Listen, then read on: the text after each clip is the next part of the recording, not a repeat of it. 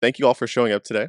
As you probably know already, I'm Hunter, representing Arbitrum as the community manager over here, and I'm speaking with none other than 0x NGMI, not going to make it, as they say, lead llama at DefiLlama, uh, and coincidentally, actually on the eve of the Ethereum merge. So, like, honestly, like a perfect time to do this. How we doing? How we doing today? I'm good. I'm good. I'm like this is quite cozy. It's a nice place to be in. Totally agreed. A lot more cozier than a Twitter Spaces or something similar to that. Mhm. So today, as you know, and as I'm sure a lot of people in the chat probably know at this point, we'll be speaking about DeFi Llama, of course, Llama Pay, and pretty much just your take on the multi-chain future and kind of the whole point around like what you're doing over there at DeFi Llama.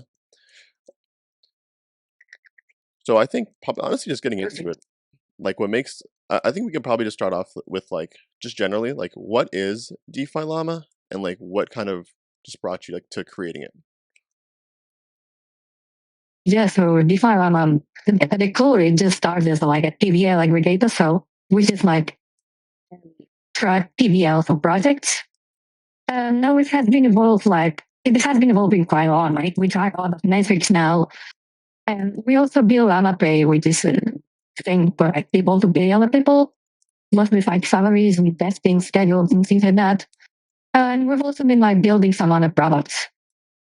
No, like are just cool. So, but it all started because I like personally, that's more like a personal view. I think it's really important that all projects are able to like get into like these TVL trackers and like pages like these because at the end of the day, all of these are used not just for like tracking TVL, but also as discovery platforms. And so, like, if you prevent like some projects from getting into these, you're essentially like not allowing like reducing their visibility. And I just personally thought it was like really important and for there to be like something like open where everyone can like check the methodology of all the data and all that. Uh, that's where I built the Llama. And since then, I mean, that's more than you go. And since then, you've just been like evolving. Oh, interesting. Oh, okay, there we go. Interesting. So I know. Sorry, by the way, I'm like doing a lot of juggling with the screens. Um, so when No so when you when you problem. when you first created it, then like was there anything similar to DeFi Llama like out there or? Yeah, so there was DeFi Pulse was the name one, but then I essentially built DeFi Law because I really disagreed with how DeFi Pulse was doing things. Thought it was really important for there to be like an alternative that felt more of the things that I believed in. Just like that's why I started working on it. Yeah. And there were like a few others. Well, like there was this one, like this one for like BSC, like Binance Chain was called like BSC Station. The band also had like their own tracker and all this, but now we're like the main tracker of TVL. Yeah. Dude. No, it's crazy because I mean, like, I myself have been in this space a little while too, and yeah, like I do I remember like DeFi Pulse. Obviously, I was never into BSC, so I guess I never really saw that thing. But I feel like in a way, like I feel like DeFi Llama was just like one of those things that just like it was something that like everyone needed, but no one technically like I guess thought about asking for. So you kind of like stepped in at the right time just to like make this thing that people didn't know that they really needed. Frankly, just being able to track, especially with nowadays, there are updates being pushed. Like I don't know, I feel like it's almost every week. Frankly, Yeah. I mean, it's like we're constantly like, there's a lot of like updates that people don't see. And it's mostly like updating like how we track TVL for protocols because we're not tracking like almost 2,000 protocols. And like DeFi protocols, they're constantly changing. So we have to like keep an on or like there's like a new version launch and then we have to like track that and all that. And we've been like tracking it and I think we will something like 300 or so, like in August, we did like 300 protocol updates. So just changing some things to like update our tracking. So we do a lot of those, but like, yeah, we're also like trying to like push a lot of like new product as well. So just like tracking volumes and things like that, or like tracking stable coins and yeah. Oh, interesting. Okay. So then I have to make the assumption then that like, being in this obviously being that like most of your I guess I assume most of your day and like, I guess the team's day is really just looking at different DeFi products and chains and stuff like that and making sure that they're added. Uh you know, did Llama Pay kind of come from like, something within DeFi Llama, or is that just like it was like some random idea that you guys had as well just to make?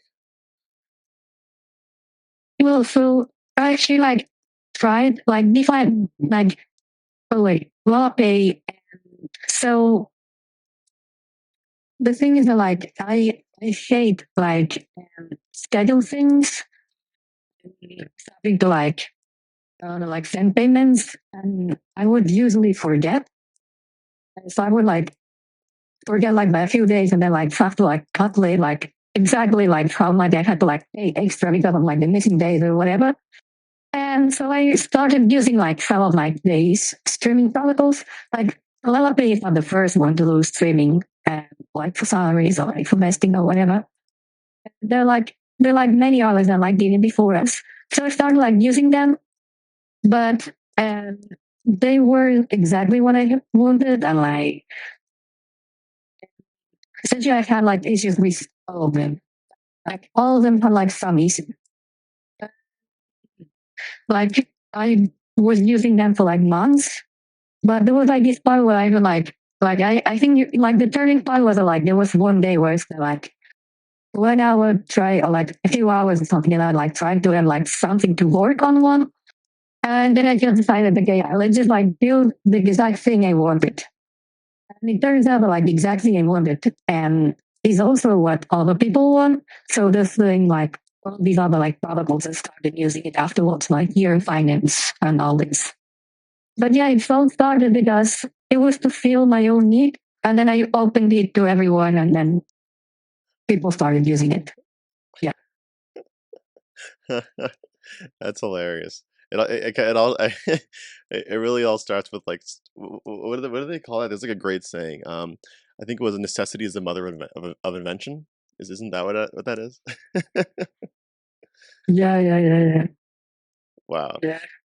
that's a Yeah, like that feeling it was really, really great. wow, that's cool. No, exactly, and I think that's why I feel like today like there's just so much like a community I think behind DeFi Llama and like pretty much llama related products because like everything just seems so, organic, I think, in a way. I think organic is the correct word, like, none of it, at least as far as I'm concerned, is, like seems like it's really, like, trying to get anything out of any user. It's really, honestly, just providing information for people for free. Yeah, yeah, yeah, indeed. Interesting. Yeah, it's literally all we do. It's just like providing information for free. But yeah. Interesting. Interesting. So if I may ask, what's the work structure like, at DeFi Llama? Like, is there, like, a team of people? Is it, like, 1 or 2? I mean, I'm sure a lot of people are interested in that. So like it has grown quite a lot. Like it started just like me.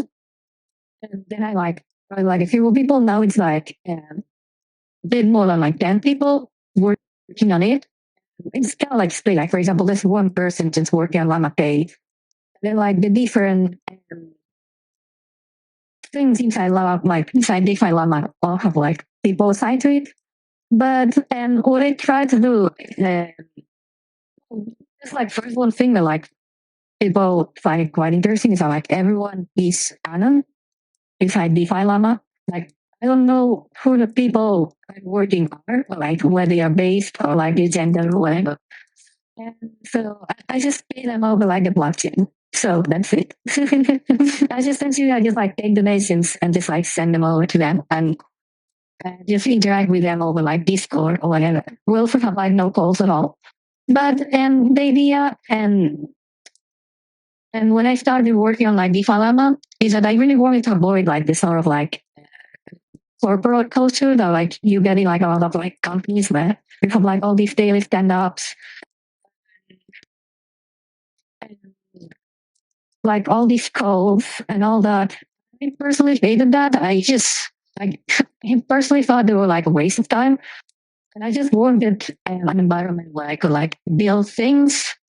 I could also be given like lots of like autonomy and uh, yeah, mostly that. So that's what I try to build. Like essentially, I just like give lots of ownership and autonomy. And like if someone inside DefiLlama wants to like build something new, it just like go ahead and like I'm not like forcing decisions on people or like technical decisions or whatever. Like you should do this way or like you should do. I mean, I essentially like I do give like some advice, but like I'll never force someone to like implement something some way. Now they can just like choose whatever they want. And that's the kind of like environment I wanted to build. And so yeah, that's what that's kind of like it. What I've ended up with, which is like culture that's like fully async with all the communications, uh, where people just most like work a lot on their own and like in the projects they were like working on, Oh, interesting. which Uh, I quite like. I'm quite fond of it. oh, cool. Oh, interesting. Yeah, Cheese Frog in the chat, by the way, says, yes, daily stand-ups are the worst. That's funny. Right? Um, Yeah.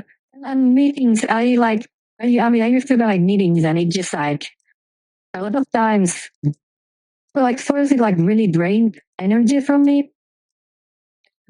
It really felt like a waste of time. I personally just really hated it. Like, I know, like, I've talked with other people and they're like, oh, I cannot work without meetings. Or like, I would have like a hard time with like communicating more or something like that. But like, I don't know. It's the opposite for me, interesting. to be honest. No, I think it's definitely more of like a personal kind of preference because I mean I definitely feel you like there's such thing as like a fatigue from having like too many like if you're like back to back the entire day with meetings, of course it's way too much. But I mean yeah, I think like for me at least like a nice balance. As you can tell, I thrive with human communication or llama communication. So for me it's like I like a little bit of Yeah. it. But if I So, may ask. like, also something that's really nice, like having no meetings, is that you can like fully schedule your own time.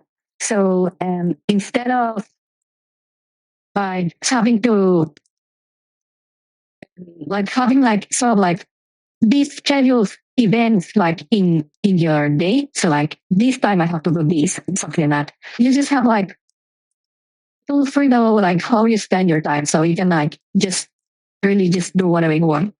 And like that's like huge for me because if I have like a scheduled event somewhere in the day, like it's like it splits the day in half, but like it makes it really hard to like do as like or be as productive. Because if I have like no scheduled events, I can just like start working on something and ignore everything else and just work on that. No, it just feels so much better. Versus when I have like scheduled events and it's like, okay, now I have like these thing I have to attend. Let's say I have like half an hour left and I don't know what to do with this half an hour, so I'm just like doing around. Yeah. Oh no. I'm sure you can make it work, but like it's really hard for me, so No, I totally get it. I totally hear you there. I think though, something else you mentioned there that I'd love to kind of inquire about is, so being that it sounds like so the entire team is essentially a non, like how do you prevent like nefarious people from joining essentially?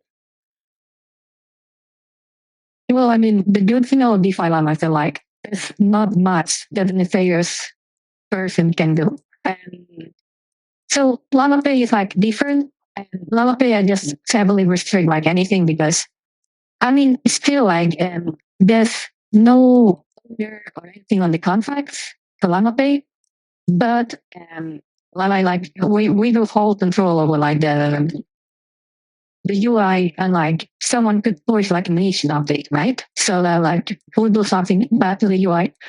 So I just like keep that restricted to like the minimum set of llamas that just work on it, but everything else, uh, it would be like the worst they could do is just like manipulate data, and like it would be really easy to see if they're doing it. So I don't think like it's such a big concern versus like other DeFi probable teams where like if a team man-based by like they can steal like user funds or they can like do something that. And in DefiLlama there's like there's like yeah, it's quite limited the scope of what like malicious team members could do. Mm. Okay, no, no, that totally makes sense.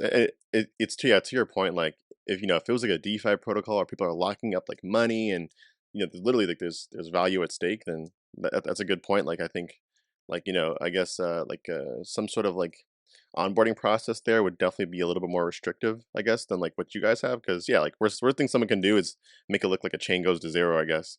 Then you just have to fix it. Yeah. I mean, like, yeah, they could like try to do that, and then like we would just fix, like a good person out. But yeah, I mean, like it would be like the same as like a data error. Um, yeah, yeah. Interesting. And besides, like all the events or like things that happen, they're like all unlocked, so it's really easy to tell if like someone's doing like something weird. Like you can like see all the logs on GitHub for like changes and be like then there's like people constantly like telling us like, hey, this looks wrong, and like I think we would be able to like easily spot it because previously we've also made mistakes and like it's really easy to spot it. Yeah. Mm, so, no, I'm sure that's the kind of the benefit of working, like pretty much like as publicly as possible, right? Like everything is on, well, not everything is on chain in this case, but everything is like on GitHub and everyone can see those pull requests and stuff like that, right? Yeah. Yeah, exactly. Interesting. Everything's open source. Yeah. Interesting. Very good point to make. I think then the other interesting question there too is then, I guess again more so for DeFi Llama, like how do you guys sustain yourselves financially? Given that there like no one really pays for anything, and as far as I'm concerned, there's no ads on the side either. Yeah, there's like we have like no revenue at all. So initially it started um, by just like self funding. So like initially it was like need paying stuff and like but then we got like some good donations and about like and for quite a while it's been like just like purely like donation funded. So um well donation funded and some over like self funding mostly like to pay servers and whatever because we cannot pay them with crypto. But yeah, like for like the group like the main part of the cost and it's just like salaries and paying people and all of that has been like donation funded for a while.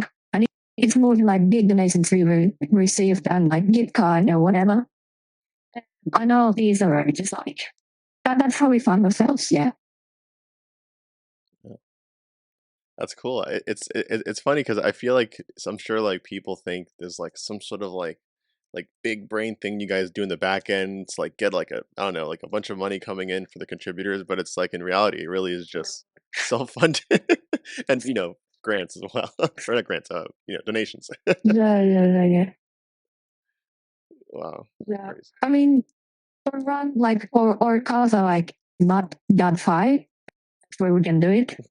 Like I would say like what we pay to people is like definitely like lower than like the standard DeFi salary. So that helps a bit. Yeah. Mm, interesting. Millie Llama says, "Please feed the llamas" in the chat.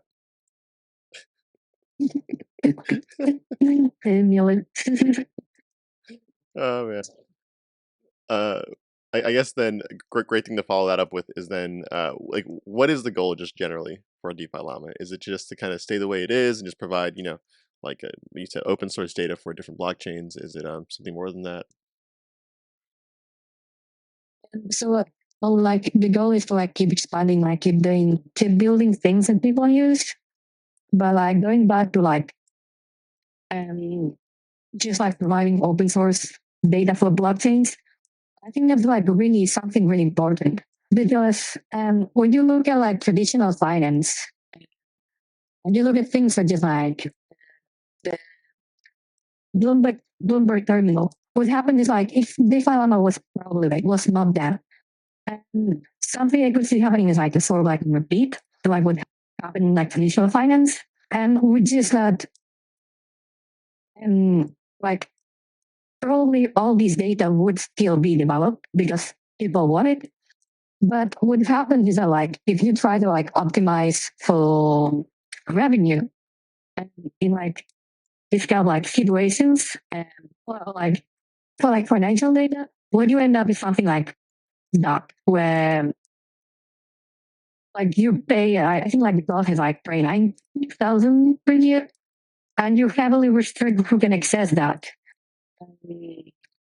You also like have everything like pro source and you have like this sort of like big company that like serves data to people who are like paying a lot. So like most people will not have access to it and everything is like really close and like really compact. So I think it's really cool that well, it would be really cool if we're able to like change that in DeFi and instead like have a system where anyone can check like how some data is calculated because it's open source. You can just like go on the code and like check on it. And where it's also like open source as well, yeah. And where it's also like much more accessible. Like I think that as a goal is a very like a huge one. Like if we can manage to achieve that, like essentially not repeat the status quo of like traditional financial system, like instead build something much more open, like that would be enough for me. But yeah, I mean like the general goal is to just like build things that make people's lives easier, and especially like in DeFi. And that's also like what we're trying to do with lots of those things like Llama Pay. And for example, recently the page we launched, which is like a directory page, where you can just go there and like search any DeFi protocol and get directly sent to the web page. So you don't get like scammed by Google, like whatever. Oh, and it's crazy. Like that's something that's like, it's almost the same pattern that you're hitting here because it's like something I feel like that no, like I've never heard anyone even talk about. But it's like, for example, like me being at Arbitrum here, like I see so many scams come about on Google or whatever it is, just like trying to clone our page, and people fall for it. Unfortunately, you know. Wow, interesting. Yeah. Just with like that is like well it was literally just I just came up with it because I wanted to like go to some protocol and like I just googled it and I just like saw you know when you saw like the and I pop up and like Google and you already know like it's gonna be a scam. And like sure this is like a scam and like every time I Google the protocol or something like that, I was so like scared of like that. And so I thought like, hey, so what DefiLlama and we weren't like intentionally building it but by like collecting URLs from all these protocols we had listed.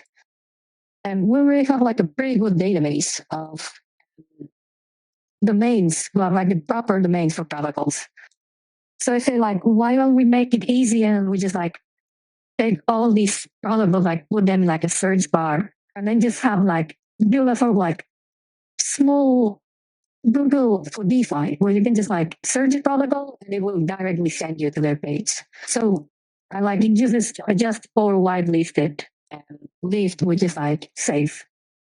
So that's what we did, and I'm like I think like it's quite useful. And now we're iterating on it, like hopefully we can like launch a new product. So that's pretty exciting. Interesting. So then, what is your take then on this multi-chain future that everyone kind of speaks about? And how would you say we're going to call it the Llama Collective fits into it? Like this includes any DeFi, any Llama product. Yeah. So personally, the main core belief I have is that DeFi Llama should list everything. And that means all protocols and all chains. So like even before any other personal opinions I might have, for me it's like super important that and we always like any protocol that wants to be on DefiLlama is on DefiLlama, and like we don't exclude anything. And that means that like I'm making like a well, we're making like a big effort to, for example, like list all chains, have like complete data for open. So like stop all the main protocols and all that. So it's not like our TVL is not incorrect. So that's first, but it's interesting. Like personally, I don't know if we were gonna like we're moving more towards like multi-chain, or if like the benefits of liquidity and benefits of services will end up concentrating on a single chain. And it's gonna be interesting. I have like differing opinions that have changed through time. Um so yeah. Uh, so it means that I've always like at one point or other I've been wrong. But now it's a hard question. I don't know. Interesting.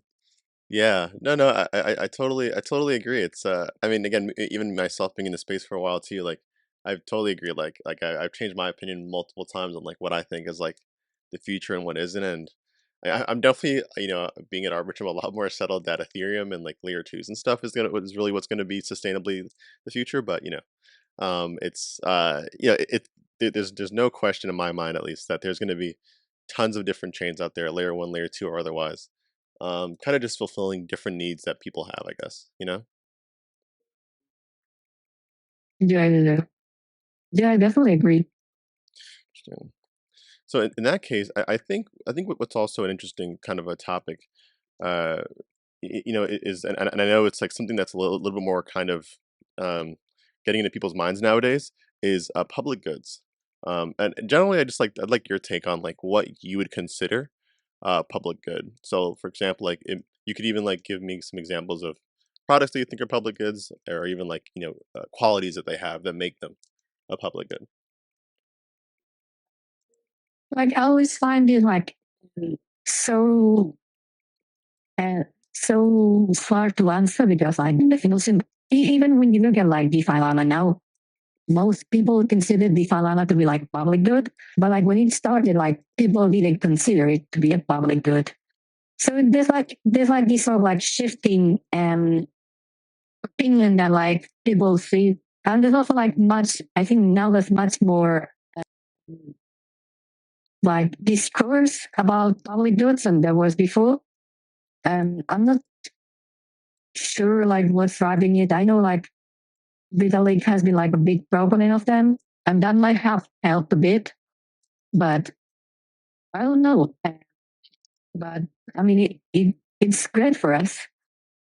And I think like the basic definition of a polygon is just like something that doesn't make money by itself, but that people use. It gives value to people. And so yeah, that's what I would go with. Interesting. Interesting. No, yeah. I mean, I could definitely see that. It's just funny because I think, like, it's really weird because it's in a way like crypto. At least, like, I feel like this space really enables people to actually like make money in very like unorthodox ways, or make money in like permissionless ways. So like public goods in crypto to me is such like an interesting thing. 'Cause it's like the whole point is just to not be something that takes value from people. More so, I guess, just provide it. Yeah, yeah, definitely. Yeah, I think yeah. What's really interesting is like the multiple ways. Like for example, I think a really interesting example was like MetaMask, where you know like everyone, like even I, um, thought I was like how are they gonna make money? And I was like an open source wallet, right? And it's working great for them now. But like an interesting, like really interesting case was the case for like Uniswap, like back in the really early days. when they had like their first seed round, and like I remember like multiple like VCs on Twitter mentioning, oh, Paradigm is backing like Uniswap, and this like they don't make any money, right? Because back then it's like how are like they don't make any money, and like how are they gonna make money? And people were like, oh, they're kind of like, how is this gonna work? And they were like all like quite skeptical of Paradigm. But then well, it was all proven wrong, right? So that's really interesting. Seeing ways in which you can like just like fund yourself in ways that are like not extractive and are really interesting. Like for example, like for MetaMask, I think it's a great way. And they just like provide like an extra service to the wallet, and they just make money from it. The service is something that users can choose to either use or not, but yeah. Totally. No, yeah, I totally agree with that. It's funny. I didn't even think about MetaMask, but like for example, like an on-chain example to me, like you said, I think is a great one is Uniswap, right? I mean, I feel like I've had my own thoughts about this, and I feel like there has to be like a certain level of like I don't know, like decentralization, security, like kind of time you've been out as well. Like I feel like there's like a couple of like multiple different things I feel like that have to be factored into like what can be considered something like at least something that's on chain at least like a public good. Because I just know like the topic of funding these public goods is going to be a real big one like in the future. So I feel like just like defining kind of more concretely what those terms are now makes sense. But even now, it's still complicated. Yeah. So Yeah. yeah, but Go ahead. no, go for it. I was just gonna unless you have anything else, go for it. No, I was gonna say like I don't know, it's interesting because I think it also happened like a bit with like Web two, with like for example, like even like Google and other services, which are like how are they like gonna make money eventually? And later it proved out that like it was like they could. Like in non-obvious ways, for example, like instead of like for Google, instead of like charging for the service, which like I guess like basic way you can monetize something, they just like added ads to it and managed to make them really targeted. But yeah, as a general thing, I think it's interesting and you ways in which you can manage to like fund public goods. Yeah. So next Q, and this is before we actually touch on the roadmap there, because we actually are closing in on an hour, which is crazy. Is just generally like what keeps you interested in this space? Like why even bother like staying here, building these products that more or less just cost you money? Like what? Why are you here? Pretty much. Yeah. Yeah, sure, good question. So for me, and the main thing is that I think that being in DeFi allows me to have like a really big impact, like much bigger than like anywhere else. So that comes from, especially like big impact as someone that, for example, doesn't have like large political influence, or like I'm not too rich, so I can like do other things because of course if you have like a lot of like power or wealth, and you can like do like large impact things on the world, right? And but like if you're just like a single person, I think there's like not that many ways where you can like have a large impact. I like that large impact. I mean like and something that like impacts other people in like positive ways. Because you can like definitely make an impact on like a few people, like your local community doing something, but like that is still like really localized. If you want to like maximize your impact and you like, for example, like build a normal business, that's also like gonna be like quite slow. And like if you go into like Web2, like you usually need like much more funding for things. And yeah, and also like the Web2 world is like has been like quite explored by now. But Web3 is something, well, or like Web3 crypto, DeFi, general, is something that like is still like starting, and there's quite a few people working on it, but like it's not as explored as Web2.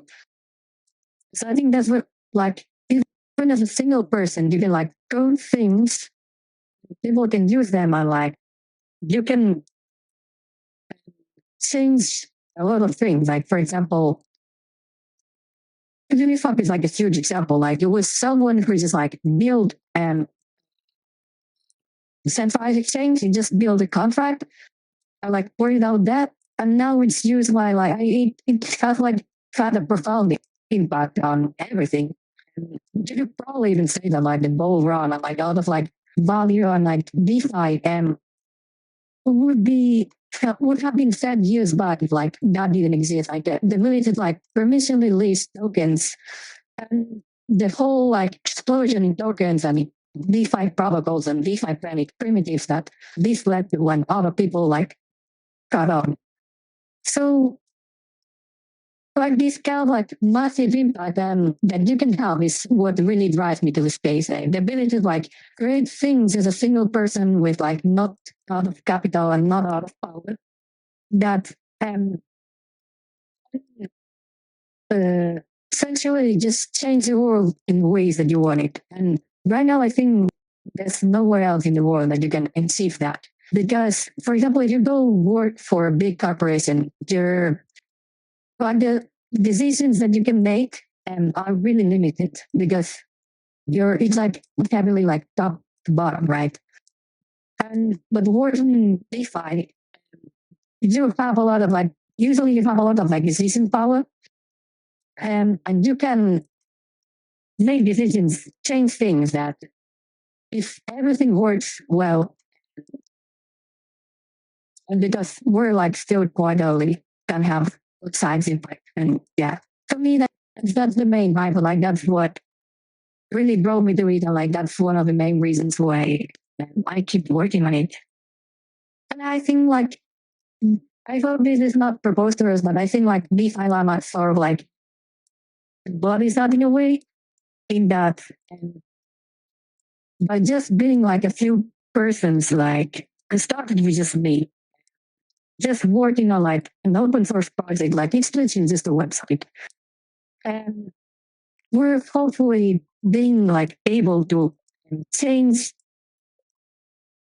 analytics or like financial analytics or financial data to a model where it's like much more democratic and much open source and where everyone can list their token. You don't have to like wait for someone to like give you approval, like write the code for you. You can just like send a pull request and get listed. But if this continues and like this ends up being because it's not a given, like we DefiLlama could like we could be like yeah, we could have like a competitor come up and just destroy that and nothing would have mattered. But like if this continues being the like if we manage to like do this, then we will have managed to like actually change how data is done and like financial data is done. Like, yeah, for me that's really great. I really like that. I think it's a good example. Uniswap still like much bigger example than us. We're like the small version of that. Yeah. It's so cool because I mean, yeah, it's a very basic answer in a way. It's just in a way it's just like like you just want to have a positive impact on the world in a way, right? But like it's like the implications of that is so big, especially because I mean, like for example, like the other day, like I had and this is just for context so people know, I think I had it in my mind because I'm like, yo, I want to make sure that any projects that launch on Arbitrum, any DeFi projects, that they get, like the right exposure. And in my mind, the first place that people go to when they're looking for DeFi projects on different chains, to me, is DefiLlama. And you'll notice, like especially nowadays, when projects talk about their TVL, they talk about the amount of users or whatever it is, they usually refer to a chart on DefiLlama. So like I just like made like an entire list of projects that were not that were on Arbitrum but weren't on DefiLlama, and I just started like blasting out to them, hey guys, like it's very easy to like get yourself integrated, put in a pull request here, blah blah blah. But it's because in a way it's like like a lot of projects don't have, for example, like the enough resources, or at least like even the thought to get listed on things like DefiLlama that really only help. So just having that resource out there for projects to just gain exposure from, and really be that kind of like nexus for information, essentially, it really it drives so much value to the space, I think, you know. Yeah. Yeah, I definitely agree, and it goes back to what we were talking that thing like DefiLlama, it it just like it become like much bigger than like just a trivial tracker, but like serious discovery platform. And that makes it like super important that we're able to list everything. And I really like also like the PR approach because like it's not just like limited by what we as the Llama team can list. Like even if like I don't know, like your protocol says like $1 in TBL and like it's at the bottom of our list and like at the bottom of our backlog to integrate, you can just like go there or you or a community member can just go there, make a PR, like just counting their own TBL. We will integrate it and you will go like first or like well, you will skip the huge queue and just get that. That ability of like any protocol to just get listed without not full permissionless because we still have to review your PR, but provide like their own waiver to get listed and not have to wait or not have to do all that things. For me, it's quite great. I quite enjoy it. I like it. It's a very important thing for me. No, exactly, and honestly, I think that's why it's such a it's partially why like I wanted to make sure that we got on an AMA with you, because obviously huge fan of like everyone building anything, frankly, in crypto today. But to me, like you really just have to be a different type of person to just commit like all of your time, and I'm sure like a bunch of money essentially to a product that like you're just not going to be like rich off of at any point, most likely. You know what I mean? Yeah, Awesome. yeah. In that case, I think we can probably just we end off with a roadmap. Like what can people expect from DeFi Llama, Llama Pay? Are there any more products coming out? Are there any like alpha leaks you can give us? If not, it's fine. Yeah, what's the roadmap looking like? So there's like multiple things we're building. We're we're building like we're trying like all the metrics such as like volume dashboard, and we're keeping improving on things like we're keeping improving on things that I think like one product that's sort of like a leak I don't know about to anyone public level this, and I'm really excited about is that we're trying to essentially take our directory page, the thing I mentioned before, where it's just like sort of like Google, small Google, and using our own like database of correct and correct domains, and then just build a web extension, like a browser extension based of that. So something that you can like, and within your browser, you can just go there and like type in a project and just directly go to the correct page. And it can also check if like pages for like fake defined page. Like our current approach right now, or this something working on, is that when you will visit the page, it will check the URL of the page against our own database. And if it's closed or like they're using like some kind of like hack to make it similar, like instead of like convex, it's I don't know, convex with a three instead of an E. then it will give you a warning saying like, "Hey, this is like in a scam page." And yeah, so like building a product that can help people not get scammed and is quite interesting. Also, I think it's like a really good product, and really, I'm really excited about that one. I don't know when it's going to release, but it's something we're working on. Oh And wow. it's just gonna be really useful. And I don't know why no one else has built it yet because I think it's such a great idea. Well, no one's built it yet because, they don't they don't have the same ethos as you, that's crazy. And again, it's like that's just like, okay, if you guys make that, there has to be like some sort of like analytics or like something like that that comes along with it that shows like the percentage of the people that were saved from being redirected from like a scam site. You know what I mean? The Wow. Um Yeah, was interesting. But yeah, wow, that's awesome. Look at that. Well, I think, then in that case, before we do, end off here, we did have one question in the chat. There were a couple, but some of them just didn't make any sense. I think one that was interesting was, how has it been kind of just building and developing, in a bear market? it's pretty much the same as developing like the bull market. And there were like a few instances in like bull market now were like especially like um frac like how will you say? They were like way different, you would say. Like you could say, like for example, on Phantom when there was the whole solidity and thing like from Rick Cronje. So I'm saying the name right. And DefiLlama was used as a source of truth for like the distribution of the NFTs. That was really stressful, and like that was that week, and we had like a lot of like products like or like protocols talking to us and like, hey, you want to change this PBL, this other thing, whatever. And that was like very like different vibe from the rest of the thing. But as for the rest of like bear market, it's quite similar. Like you can definitely like our users have dropped as well. And like there's like way less requests that we get. Like I remember like getting like lots of requests like in the peak of the bull market for like protocols to get listed on DefiLlama, and everyone was felt like all this urgency. Now like that has definitely died down. But the core of the thing, it hasn't changed that much, I think. Yeah, it's not a different, I think. You know, llamas are strong. Bear or bull, they're In a building. way, it's good because, like, but, oh, sorry. No, I was just saying the llamas are strong. Whether it's the bear or the bull, they're building.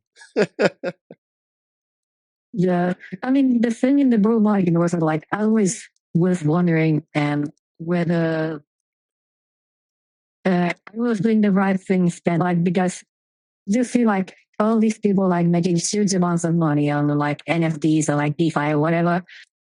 I was wondering, like, am I doing the right thing? Like building instead of like being a degen, right?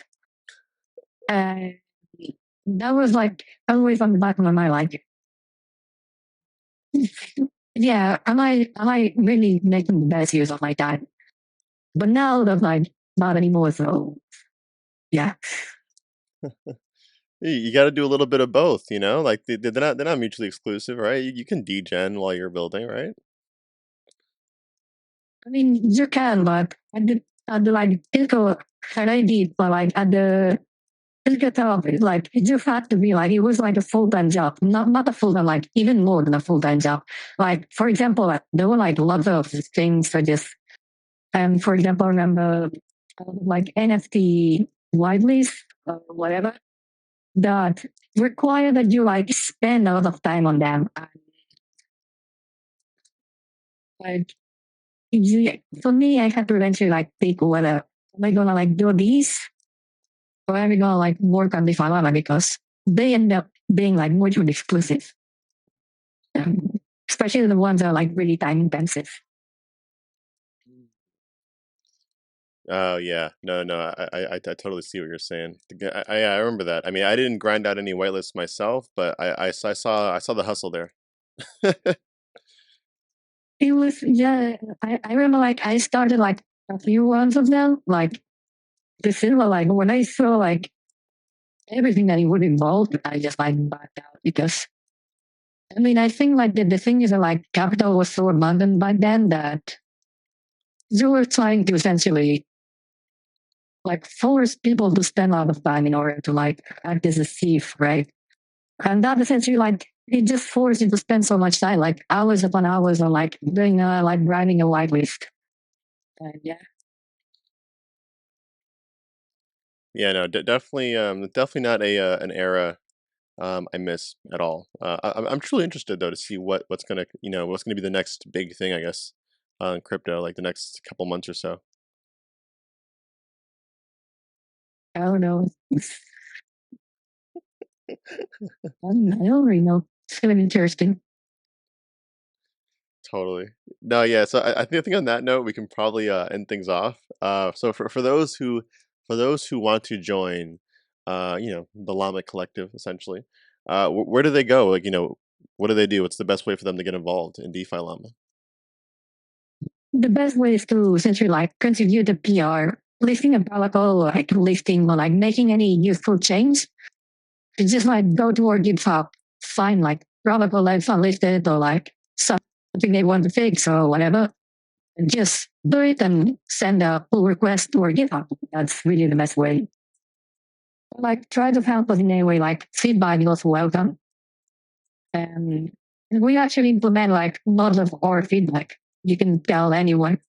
Like people just usually tell me like, oh, it would be nice to do this, and we will do it. We do it like really often, and people love it. People love like seeing and how they ask us to do something like, and it ends up landing on a made product. Then they keep giving us more money. Like, it's also great. Awesome. Awesome. Yeah, no, no, exactly. It's definitely a very self-fulfilling thing, I think, to contribute there. And obviously provides actual value, which is great. But yeah, that being said, you try No, yeah, looks like you're sinking in the chair there. Well, obviously, thanks for coming on. I appreciate you introducing this format to us, by the way. Very interesting. And yeah, I guess it's cozy. very, very cozy, very cozy. I was saying it looks like the crypto bear market out there, winter, crypto winter. Oh man, but yeah, thanks for coming on. And hopefully we'll see you on the next one. All right. Awesome. Thanks.